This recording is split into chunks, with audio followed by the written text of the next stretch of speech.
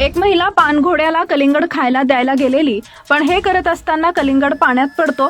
हे पाहून पानघोडा चिडतो आणि असं काही करतो की पाहून तुम्हीही पोट धरून हसाल. व्हिडिओत महिलेला पानघोड्याला कलिंगड खायला घालण्याचा प्रयत्न कसा महागात पडला हे दिसतंय.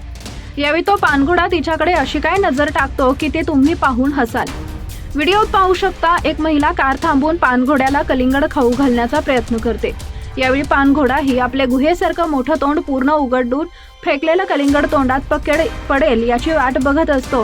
पण महिलेचा नेम चुकतो आणि कलिंगड पानघोड्याच्या जबड्यात न पडता थेट नदीत पडतं. कलिंगड पाण्यात पडताच पानघोड्यानं अशी काही रिॲक्शन दिली की पाहून तुम्ही हसाल.